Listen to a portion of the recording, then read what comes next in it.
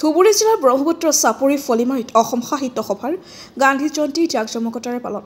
ধুবুৰী জিলাৰ অতি দুৰ্গম তথা বিশাল ব্ৰহ্মপুত্ৰ নদৰ ফকীৰগঞ্জ চৰ চাপৰি ফলিমাৰী এম.ই. স্কুল প্ৰাংগণত অসম সাহিত্য সভাৰ গান্ধী জয়ন্তী সাহিত্য উৎসৱটো জাকজমকতাৰে পালন কৰা হয়।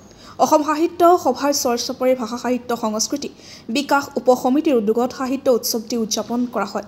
তদুপলক্ষে অসম সাহিত্য সভাৰ উপসভাপতি গিৰীশ সন্দিকৈ আৰু প্ৰধান সম্পাদক ডক্টৰ উপেন্দ্ৰজিৎ শৰ্মাক ঢোল ডগৰে লাঠি খেলেৰে বৰণ কৰি আদৰণি জনায়। মুকলি সভাৰ পূৰ্বে অসম সাহিত্য সভাৰ পতাকা উত্তোলন কৰে চৰ চাপৰি সাহিত্য উৎসৱৰ কাৰ্যবাহী সভাপতি খাদ্য আলী। স্মৃতি অৰ্পণ কৰি অসম সাহিত্য সভাৰ কাৰ্যনিৰ্বাহক আব্দুৰ ৰহমান মিয়া। গান্ধীজীৰ প্ৰতিচ্ছবিত মাল্যৰ্পণ কৰে ফকীৰগঞ্জ আৰক্ষী চকীৰ ভাৰপ্ৰাপ্ত বিষয়া কুন্দন ৰবিদাসে। গান্ধীজীৰ স্মাৰক বক্তৃতা প্ৰদান কৰে অসম সাহিত্য সভাৰ কাৰ্যনিৰ্বাহক তৰণীকান্ত ৰায়। সাহিত্য উৎসৱৰ সঞ্চালক অধ্যাপক অজিত প্ৰসাদ শৰ্মাৰ সঞ্চালনাত কেইবাগৰাকী আমন্ত্ৰিত অতিথিসকলে জাতিৰ পিতা গান্ধীজী সন্দৰ্ভত গুৰুত্বপূৰ্ণ ভাষণ প্ৰদান কৰে। সভা চলি থকাৰ মাজতে চৰ চাপৰি শিল্পীসকলে গোৱালিনী নৃত্য গীত পৰিৱেশন কৰে, কবিতা পাঠ কৰা হয়। অনুষ্ঠানটোৰ প্ৰথমতে চিৰচেনেহী মোৰ ভাষা জননী আৰু শেষত অ মোৰ আপোনাৰ দেশ অ মোৰ চিকুনি দেশ জাতীয় সংগীতটো সমস্বৰে পৰিৱেশন কৰি অনুষ্ঠানটো সামৰণি পেলোৱা হয়। বিলাসীপাৰাৰ পৰা জহিৰুল ইছলামৰ report, north east frontier news.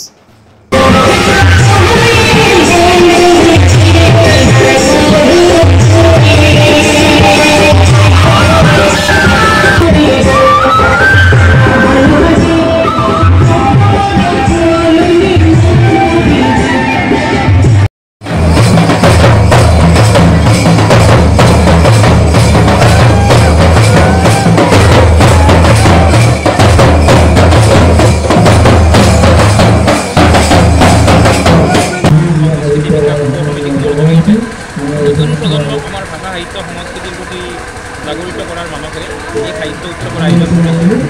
যে আমি সদায় এটা কথাত বিশ্বাসী যে আমি সকলো জাতি ধৰ্ম বৰ্ণ ভাষা নিৰ্বিশেষে আমি প্ৰত্যেকে এই ভাষাটো আমি বৃহত্তৰ অসমীয়া জাতি গঠনৰ যি প্ৰয়াস, এই প্ৰয়াসক আমি আগবঢ়াই লৈ গৈ আছোঁ। যোৱাকালি আমি গান্ধী জয়ন্তী অনুষ্ঠানটো, এই সাহিত্য উৎসৱ অনুষ্ঠানটো আমি পালন কৰিছিলোঁ আমাৰ অসমৰ একেবাৰে পূবৰ প্ৰান্তৰ দুটা চহৰত। আৰু তেতিয়া আমি ধাৰণা কৰিছিলোঁ যে আমাৰ কাৰ্যকালৰ পৰৱৰ্তী এই কাৰ্যসূচী আমি অসমৰ একেবাৰে পশ্চিম প্ৰান্তত আমি অনুষ্ঠিত কৰিম। আৰু সেই মৰ্মে আমি এই দক্ষিণ শালমাৰা অঞ্চলৰ এই আহিৰকাটাত আমি এই অনুষ্ঠানটো অনুষ্ঠিত কৰিলোঁ।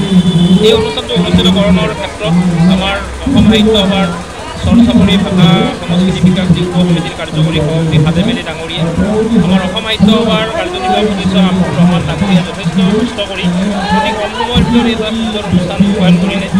আজি আমি ইয়াতে অসম সাহিত্য সভা আৰু জিলা সাহিত্য সভাৰ বিভিন্ন পৰ্যায়ৰ প্ৰায় 40গৰাকীৰো অধিক ব্যক্তি আমি ইয়াতে উপস্থিত হৈছোঁহি। উত্তৰ তিনিচুকীয়াৰ পৰা আমাৰ অসম সাহিত্য সভাৰ সন্মানীয় উপসভাপতি ডাক্তৰ গিৰীশ সন্দিকৈ মহোদয় আহিছে আৰু আজি এই অনুষ্ঠানত তেখেতে সভাপতিত্ব কৰিছে। আমি এটা বাৰ্তাই দিছোঁ যে যেনেকৈ জাতিৰ পিতা মহাত্মা গান্ধীয়ে এখন বহল দৃষ্টিভংগীৰে বহল আমাৰ জাতীয় জীৱন এটা গঢ়াৰ যিটো প্ৰয়াস কৰিছিল, সকলো সংকীৰ্ণতা পৰিহাৰ কৰি জাতি ধৰ্ম বৰ্ণ ভাষা নিৰ্বিশেষে সকলোকে লৈ এক মানৱ সমাজ গঢ়াৰ যি প্ৰয়াস কৰিছিল, এই প্ৰয়াস আমি অসম সাহিত্য সভাই আমি প্ৰতিটো ক্ষেত্ৰত আমি কৈ আহিছোঁ। আৰু আমি অনুভৱ কৰোঁ যে অসম সাহিত্য সভাৰ এগৰাকী সদস্য হোৱা মানে তেওঁ নিজে যথেষ্ট গৌৰৱ কৰিব পাৰে। কাৰণ অসম সাহিত্য সভা এনেকুৱা এটা সংগঠন যাৰ কোনো নিজস্ব কোনো সীমাবদ্ধতা নাই, যিটো অনুষ্ঠানে সকলোকে লৈ সমভাৱে আগবাঢ়ে। গতিকে আমাৰ মাজত বিভিন্ন প্ৰত্যাহ্বান আছে, ভাষাৰ সমস্যা আছে, আমাৰ বিভিন্ন সমস্যা আছে। এই সকলো সমস্যা আমি আঁতৰাব লাগিব আৰু সেইকাৰণে নতুনক আমি আগবঢ়াই লৈ যোৱাৰ আমি প্ৰয়াস কৰিছোঁ।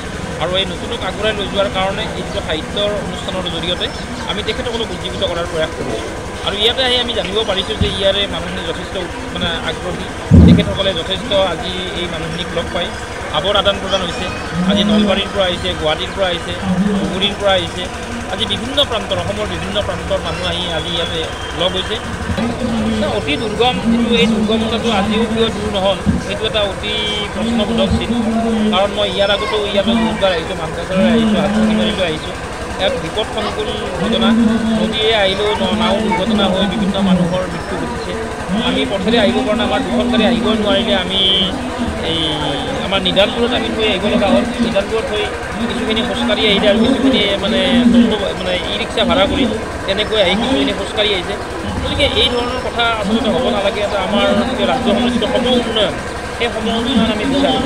কাৰণ মই সদায় ভাষণ প্ৰসংগত এটা কথাই কৈ আহিছোঁ যে আমাৰ শাসকবৰ্গই যদি আমাৰ জনসাধাৰণক সুস্থ শিক্ষা, সুস্থ যাতায়াত আৰু সুস্থ চিকিৎসা এই তিনিটা বস্তু যদি মাত্ৰ দিয়ে আকৌ মই পুনৰ কৈছোঁ যে সুস্থ মানে চিকিৎসা, সুস্থ শিক্ষা, সুস্থ যাতায়াত। গতিকে প্ৰগতি এনেই আগবাঢ়ি যাব, জাতীয় জীৱন এনেই আগবাঢ়ি যাব।